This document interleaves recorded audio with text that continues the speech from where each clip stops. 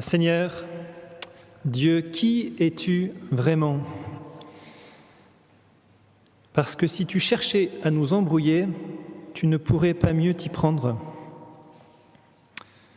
Dimanche dernier, on fêtait le dimanche des pauvres. Et souvenez-vous de l'Évangile qui nous parlait de quelqu'un qui avait beaucoup d'argent et qu'il donnait à des personnes, et puis à son retour, il réprimandait l'un d'eux parce qu'il ne connaissait pas l'existence des banques.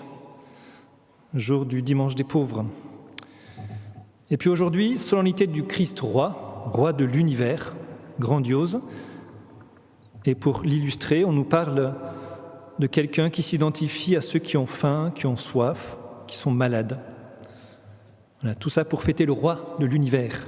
Vous voyez, on a de quoi perdre pied un peu devant cette manifestation. Mais qui est Dieu ? Qui est-il ? Et puis si on continue, même dans les textes d'aujourd'hui, on peut dire qu'on a trois aspects de Dieu. Le premier, vous l'avez vu, le roi, plein de gloire, assis sur son trône avec une escorte d'anges. Il nous paraît un peu inatteignable, une espèce de juge un peu sévère, semble-t-il. Mais c'est la première image et c'est ce que nous célébrons, Christ roi de l'univers. Et puis il y a aussi dans la première lecture un très beau visage de Dieu qui est le berger. Il prend soin des brebis, il rassure, il veille sur chacun. Nous aimons bien cette image. Et puis, troisième image, en tout cas aspect de Dieu que nous voyons, c'est Dieu qui est celui qui est étranger, celui qui a soif, qui est nu, qui est en prison. Voilà, que de facettes en Dieu et qui sont manifestées. Alors parfois nous disons, mais moi, le Dieu pour moi c'est quand même plutôt le berger qui prend soin des autres, ou c'est plutôt ce roi glorieux. Voilà. Mais la question, au fond, n'est pas là. La question, elle est, acceptons-nous d'apprendre de Dieu qui il est ? Acceptons-nous d'élargir notre compréhension de Dieu ? Nous ne pouvons pas mettre la main sur Dieu en disant, voilà, pour moi, Dieu, il est comme ça, sinon je me crée mon Dieu. Donc comment je me laisse un peu déplacer, interroger, même par la liturgie de ce jour, par les signes donnés. Alors je peux donner un petit témoignage sur la manière dont Dieu, peut-être pour moi aussi, m'apprend à le voir de manière un peu différente. Voilà, ça fait un petit moment que je sens que Dieu m'appelle à aimer davantage. C'est une prière que je fais. Aimer davantage les petits, mais aussi les petits côtés de mes frères. En tout cas, aimer davantage. Et je le demande à Dieu. Je sens bien que c'est un combat, un appel. Et puis lundi dernier, il y a des gens qui ont frappé au presbytère. Vous voyez, le lundi, c'est le jour off. En général, on n'aime pas trop, moi j'aime pas trop être dérangé. Donc j'ai quand même été ouvrir, voilà, sans beaucoup d'élan intérieur. Et puis en effet, c'était un pauvre à la porte qui demandait quelque chose. Alors tout de suite, j'ai perçu que, affectivement, voilà, je débordais pas d'amour affectif.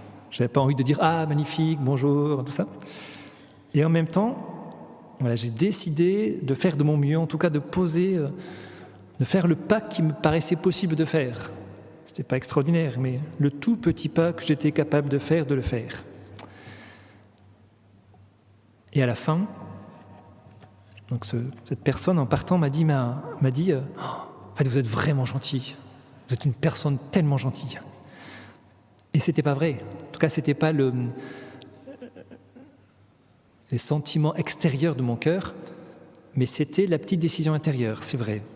Et j'ai perçu ça comme un appel, ou en tout cas une consolation que Dieu m'envoyait. Il me disait, mais Christophe, j'ai bien vu que tu avais ouvert ton cœur, que tu avais réussi à apprendre davantage, à me voir dans le petit, et que Dieu m'encourageait par cette phrase du pauvre. Vous êtes une personne très gentille.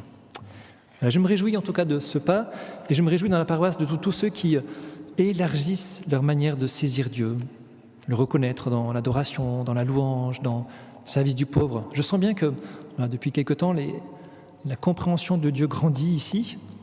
Et parfois aussi, je m'interroge ou je m'attriste en me disant, tiens, mais est-ce que pour tout le monde, les facettes de Dieu s'ouvrent ? Ou est-ce qu'on peut rester parfois bloqué sur un des aspects ?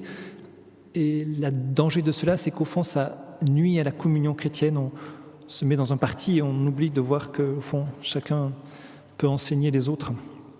Voilà, c'était le premier point, en espérant ne pas être trop long. Deuxième point, dans cet évangile qui m'a marqué, donc à la fin, dans le jugement, aucun ne reconnaît, tous sont surpris que Dieu était présent dans les petits. Autant ceux qui ont servi les petits que ceux qui ne l'ont pas servi se disent « Ah bon ? Ah, t'étais là, dans le nu, dans le pauvre ?» Ils sont tous surpris. Et alors, l'enseignement que Jésus nous donne, c'est de dire au fond, peut-être que nous n'avons pas vu la densité des actions, parfois simples, de nos journées où Dieu était présent derrière. Donc c'est comme une révélation que Dieu nous dit par cette parabole. Il nous dit, mais voyez-vous ce qui a du prix, voyez-vous ce qui est dense, voyez-vous ces lieux où Dieu est présent, où il y a un enjeu d'éternité. Voilà. Qu'est-ce qui est important? Et j'ai une histoire qui m'est remontée, en tout cas qui est dans un film, Monsieur Vincent, très beau film, recommandé. Et on voit Monsieur Vincent, donc c'est Saint Vincent de Paul, à la fin de sa vie, on le voit très âgé, fatigué, et c'est un jour où il sent qu'il est près de mourir, et il remonte dans sa chambre avec une personne qui est son assistant. Et voilà, et on mesure que c'est peut-être la dernière nuit pour lui. Il s'assoit, et puis l'assistant lui demande si tout va bien. Il dit oui, tout va bien. Laissez-moi maintenant. Et puis Vincent de Paul dit, mais simplement faites monter. Je sais que demain il y a une jeune là qui part pour la première fois aux pauvres. Faites-la monter. J'ai envie de lui dire un peu comment il faut faire les choses. Et puis l'assistant il dit à Monsieur Vincent, mais non, vous êtes fatigué et tout ça. Une pauvre qui part, une personne qui va visiter les pauvres. Ça fait longtemps qu'on sait les former, ne vous inquiétez pas, on va le faire. Il est plus important, quoi. À la rigueur, si quelqu'un d'important devait venir vous voir, on le ferait monter, mais reposez-vous. Et puis, donc Vincent de Paul se tourne vers cet assistant et il lui dit, mais faites monter cette personne qui, demain, pour la première fois, part aux pauvres. C'était l'expression de l'époque. Parce qu'à mon âge, je sais ce qui est important et ce qui ne l'est pas. Et pourtant, c'est quelque chose de très simple qu'il allait faire. Et je me dis, mais voilà, il avait compris la densité d'une vie où les choses simples sont importantes. Alors pourquoi je dis ça? La vie aujourd'hui nous paraît simple, réduite. On se dit, voilà, j'entends dire, il y a un article qui disait, oh les pauvres, ceux qui ont 20 ans cette année, génération sacrifiée. Et alors, ça m'interroge un peu d'entendre ça. Alors je me dis, c'est vrai, en partie, parce que on a un mode de vie aujourd'hui qui est en dehors de la réalité, du concret, très virtuel, donc quelque chose qui n'est pas juste, évidemment. Et en même temps, on pourrait se demander, est-ce que Dieu n'est pas aussi dans cette vie un peu réduite, dans cette vie un peu pauvre, de même qu'il était dans le pauvre, dans le démuni, dans le malade? Est-ce que la présence de Dieu, et donc le bonheur, n'est-il pas aujourd'hui possible? Et je pense que c'est un acte très important à poser et aussi une chose à dire aux jeunes. Normalement, on doit avoir avance au large aujourd'hui, mais peut-être que certains sont devant leurs écrans. Oui, c'est difficile, mais non, aujourd'hui, vous ne pouvez pas être... vous pouvez être aussi heureux qu'en dehors d'un contexte de confinement. Et comment l'expliquer davantage?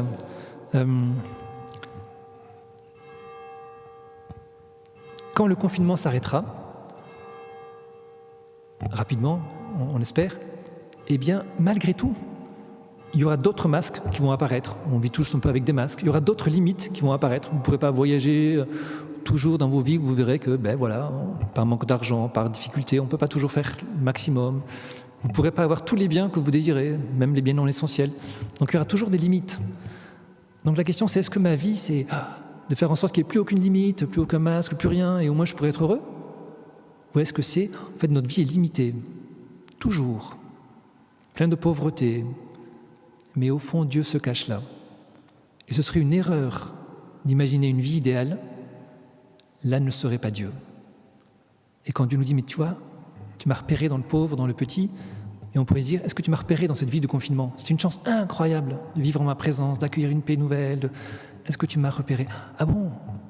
Voyez, donc c'est un choix à faire de cette vie quotidienne, simple, à la maison, des attentions particulières. Dieu n'est pas absent de cette vie et de nos pauvretés aussi aujourd'hui. Dernier point en conclusion, tout petit mot sur le fait que Jésus s'identifie aux petits. Parfois, il y en a qui disent, en commentant l'Évangile, et c'est faux, ils disent, voyez, l'important, c'est d'aimer les pauvres. Et puis, c'est pas grave, si on ne voit pas que c'est Jésus derrière, c'est pas grave. L'important, c'est d'aimer, puis ensuite, on ira au ciel, on dira à Dieu, ah bon, c'était toi derrière, bon, je ne l'avais pas vu, mais bon, est-ce que je peux quand même entrer au ciel? Ben oui, oui. Et Jésus dira, oui, tu peux entrer, viens. Alors on sera devant, on dira, oui, enfin, je voudrais aller au paradis, là, tu sais, tu as préparé un truc de toute éternité, magnifique. Et Jésus dira, oui, viens. Et on se dira, ben non, enfin, il n'y a pas un royaume avec des bons aliments, une belle création. Oui, viens. Et le royaume de Dieu, ce n'est pas quelque chose en dehors de Jésus. Et Jésus n'est pas comme un juge un peu extérieur qui dit « Ah oui, tu as aimé les pauvres, c'est un peu comme si tu me l'avais fait à moi, c'est trop sympa, vas-y, entre dans le royaume. » L'enjeu, c'est la relation à Jésus. Le ciel, c'est Jésus. Le bonheur, c'est Jésus. Quand Jésus dit « Voici le royaume préparé pour vous depuis la fondation du monde », il n'a pas fait des fleurs au ciel. C'est Jésus lui-même, depuis toujours, qui est disponible et s'est livré pour nous. Voyez, donc si cette parabole nous dit, à la fin, certains diront « Ah tiens, je ne t'ai pas reconnu », c'est une parabole. Ce n'est pas un récit journalistique pour dire « Tiens, à la fin, même si on ne le reconnaît pas, ce n'est pas grave ». C'est une parabole pour nous dire « Aujourd'hui, reconnaissez-le, annoncez le Christ ». Évidemment, on le trouve dans les pauvres, ça c'est un vrai enseignement. Mais c'est lui qu'on cherche aussi, sans instrumentaliser les pauvres. Mais c'est lui qu'on cherche, cette relation à Dieu, cette relation au corps du Christ. C'est lui que nous découvrons et recevons dans l'Eucharistie. C'est Jésus, il en a besoin. C'est lui que nous voyons dans les pauvres. C'est lui que nous voyons dans l'Église, l'attention fraternelle les uns aux autres. Vous voyez, les trois choses que je viens de dire, c'est les trois images de Dieu. Le Dieu un peu glorieux que nous pouvons adorer, le Dieu dans les pauvres, et puis le Dieu communion qui prend soin comme une assemblée paroissiale. Donc la conclusion de cette homélie, c'est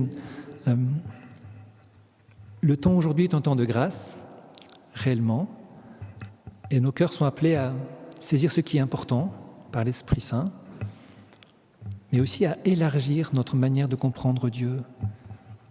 Jésus est essentiel. Jésus est celui que nous visons. Le royaume de Dieu, c'est Jésus. Eh bien, accueillons-le. Il est roi de toutes choses. Et donc, notre bonheur est vraiment en sa présence.